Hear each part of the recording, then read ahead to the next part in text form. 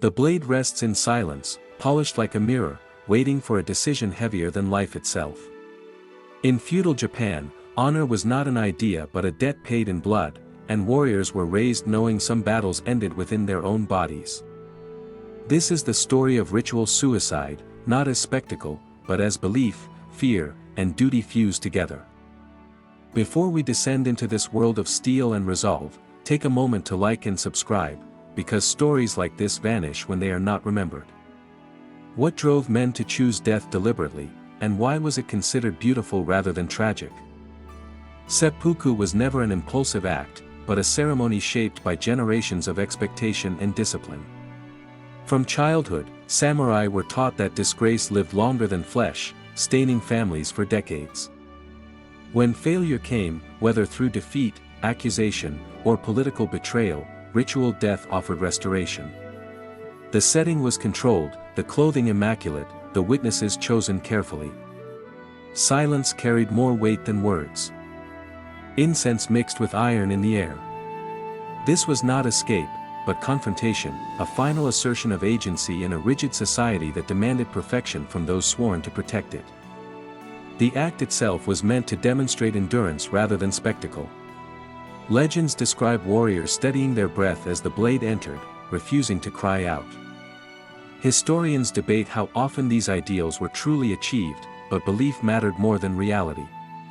A second, often a trusted companion, stood ready to end suffering swiftly. Trust bound them together. The body trembled, but the ritual demanded stillness. This moment defined courage not by survival, but by composure. In a culture obsessed with control, pain became evidence of moral strength rather than something to flee from. Seppuku shaped more than individual lives, it governed behavior across the warrior class. Knowing disgrace ended in ritual death forced obedience and restraint. Lords used it as punishment, mercy, and warning simultaneously. Entire households lived under its shadow. The threat of honorable death preserved order more effectively than prisons. Children watched, learned, and internalized the lesson early. Violence became moralized, wrapped in poetry and ceremony. This system forged loyalty, but at immense psychological cost, turning fear inward until the body itself became the final battlefield. Later generations would mythologize seppuku as noble sacrifice, smoothing its terror into legend. Plays, poems, and chronicles celebrated composure while muting screams. Modern historians argue that this romantic vision hides suffering and coercion. Not every warrior chose freely. Some were cornered by expectation, politics, or shame engineered by rivals. The ritual's legacy survives because it fit an idealized image of discipline. Yet beneath the symbolism lay trembling hands and irreversible choices. The myth endured because it made unbearable truths easier to carry. Battlefields often decided fates before swords ever met. A lost banner, a broken formation, or a whispered accusation could seal a warrior's end. Retreat was survival, but survival invited suspicion. Some chose ritual death immediately rather than face judgment later. Camps fell silent after defeat, broken only by wind and distant cries. Armor lay discarded, no longer useful. The choice appeared voluntary, yet pressure closed like a fist. Honor narrowed options until death felt inevitable, transforming loss into a final, ritualized victory over disgrace. Seppuku required an audience, not for cruelty, but validation.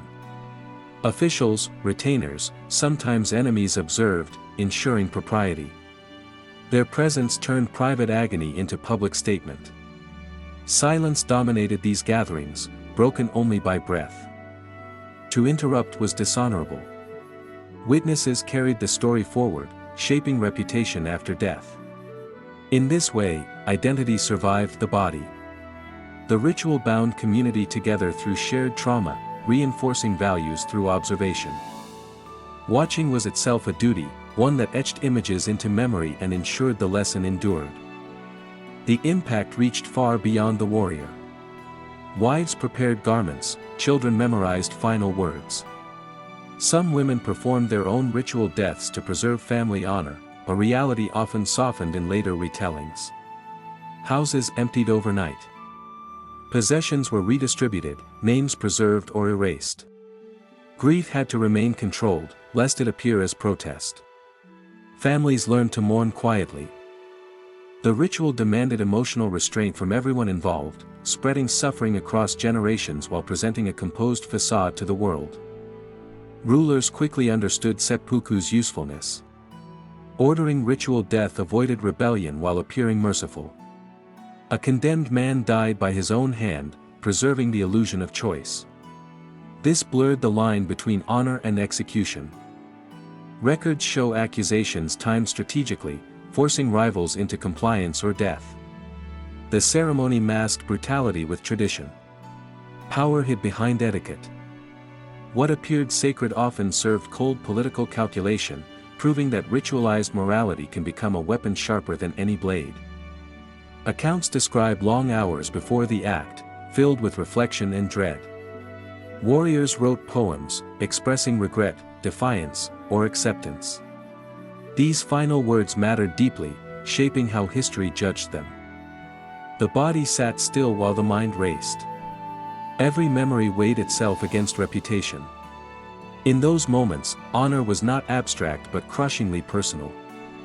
The ritual demanded clarity when fear was strongest, turning the last minutes of life into a performance judged by the living. When outsiders first encountered seppuku, they struggled to comprehend it. Missionaries and travelers described horror mixed with fascination. Some admired discipline, others condemned cruelty. Translation failed to capture emotional nuance. Western accounts often exaggerated or simplified, turning complex belief into spectacle. These misunderstandings persist today. The ritual became shorthand for fanaticism rather than context-bound practice. Cultural distance transformed tragedy into curiosity, stripping away the social pressures that made such choices imaginable.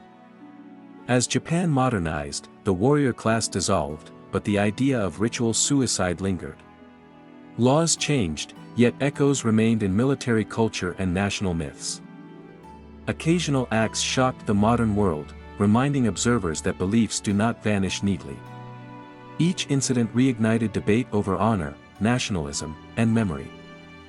The ritual survived not because it was required, but because it symbolized a past some refused to release, even as society moved forward. Historians now question whether seppuku represented strength or tragedy institutionalized. Courage existed, but so did coercion. Choice was constrained by fear of shame inflicted on loved ones. Moral systems that glorify death demand scrutiny. The ritual reveals how societies can normalize suffering when wrapped in virtue.